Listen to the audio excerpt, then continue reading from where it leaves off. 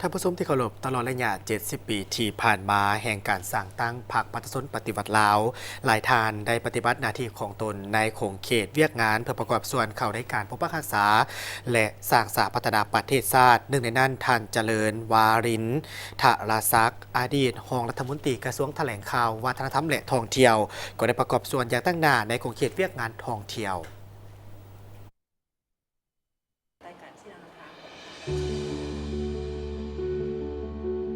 ท่านเจริญวารินทรศักดิ์อดีตรองรัฐมนตรีกระทรวงแถลงข่าววัฒนธรรมและท่องเที่ยวได้เปิดเผยความรู้สึกของตนต่อกับทีมข่าวโทรทัศน์แห่งชาติลาวว่า70 ปีแห่งการสร้างตั้งพรรคประชาชนปฏิบัติลาวตนเองได้มีความตื่นตัวประกอบส่วนหน้าที่ที่พรรครัฐมอบหมายให้ตลอดชีวิตของตนได้อุทิศทั้งเหือแหงสติปัญญาอย่างบ่ฮู้อิดฮู้เมื่อยเพื่อภารกิจปกปักรักษาและสร้างสาธารณประเทศชาติในฐานะเป็นพนักงานของรัฐเป็นนักการทูตตลอดเกือบ40 ปีผ่านมาโดยได้รับการแต่งตั้งเป็นอุปทูตประจำสาธารณรัฐประชาชนจีนเป็นเอกอัครราชทูตวิสามัญผู้มีอำนาจเต็มแห่งสาธารณรัฐประชาธิปไตยประชาชนลาวประจำบูลการีฮงการีมาเลเซียสาธารณรัฐประชาชนประชาธิปไตยเกาหลีเป็นหัวหน้าคณะกรรมการชายแดนลาวจีนและเป็นรองรัฐมนตรีกระทรวงแถลงข่าววัฒนธรรมและท่องเที่ยว5 ปีก่อนเข้าบำนาญในท้ายปี 2015ครับเจ้าก็เคยได้เป็นหัวหน้าคณะกรรมการชายแดนลาวจีนในระยะที่ครับเจ้าอยู่กระทรวงต่างประเทศเพื่อแก้ไขปัญหาชายแดนลาวจีนปักหลักไม้ชายแดนลาวจีนในปี1989-1993สำเร็จผลอย่างจบงามอันนี้มัน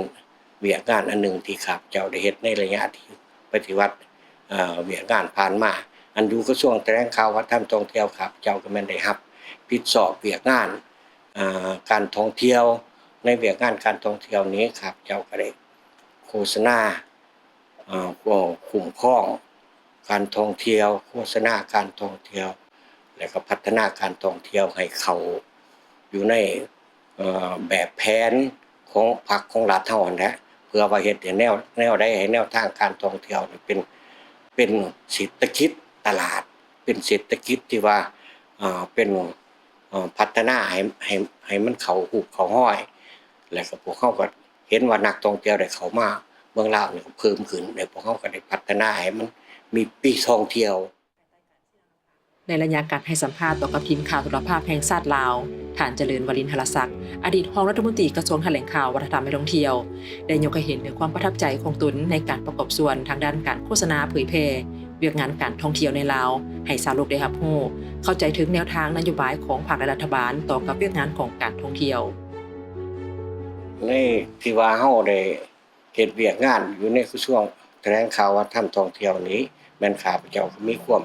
รู้สึกความประทับใจอันน่ะที่ว่าคือกันกับเรามาในเฮ็ดให้การท่องเที่ยวของพวกเฮานี่มันนับมือนับพัฒนา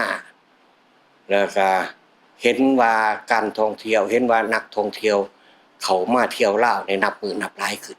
คือปัจจุบันนี่คือพวกเฮาเฮ็ดนํกันนั่นแหละพวกผู้สืบทอดเพิ่นก็ได้เฮ็ดสืบต่อกันมาเฮ็ดให้การท่องเที่ยวนี่มันอยู่ในแขนงหนึ่งที่ว่าสำคัญที่สุดเพราะว่าการท่องเที่ยวนี่มันกระจายรายได้ตั้งแต่ศูนย์กลางจนฮอดท้องถิ่นแต่ผู้ด้อยพุ่นน่ะจนฮอดใจกลางเมืองนะเพราะว่านักท่องเที่ยวมันไปเบิดเด้ไปแต่ละบ่อนเขาก็พัฒนาเขาก็นำเงินนำค่ำเอาปลาเอาทองไปนำนี่ไปใส่ไปจ่ายแล้วก็ซื้อเครื่องที่ระลึกเล็กๆน้อยๆอันนั้นก็เป็นรายได้อันหนึ่งของประชาชนแล้วก็เป็นการสุขอยู่การพัฒนาของประชาชนเฮาของประชาชนอยู่ในเขตชนบทนั้นให้พัฒนากว้างขวางขึ้นในระยะที่ดำรงตำแหน่งเป็นนักการทูตและเป็นรองรัฐมนตรีกระทรวงแถลงข่าววัฒนธรรมและท่องเที่ยวรับผิดชอบเวียกงานการท่องเที่ยวท่านเจริญวรินทรศักดิ์ได้ชี้นำเวียกงานการท่องเที่ยวทางด้านการคุ้มครองพัฒนาและโฆษณาการท่องเที่ยวไปเคียงคู่กันเฮ็ดให้เวียกงานการท่องเที่ยวลาวค่อยๆหันไปสู่ธุรกิจแบบเศรษฐกิจตลาดก้าวเข้าสู่ปีท่องเที่ยวลาวในปีต่อมาจากผลงานการเคลื่อนไหวของท่านข้างถึง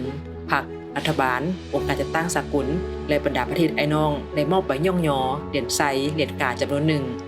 ในนั้นเหรียญไซอิสระชั้น2จำนวน1หน่วยเหรียญไซแห่งงานชั้น3จำนวน3หน่วยเหรียญไซแห่งงานชั้น2จำนวน2หน่วยเหรียญกาที่ระลึก60 ปีแถวลาวสร้างชาติ1หน่วย พิเศษได้รับเหรียญไซอัศวินม้าขาวจากประธานประเทศบุลการีและเหรียญคำสั้นหนึ่งจากประธานประเทศสาธารณรัฐประชาชนประชาธิปไตยเกาหลี1 หน่วย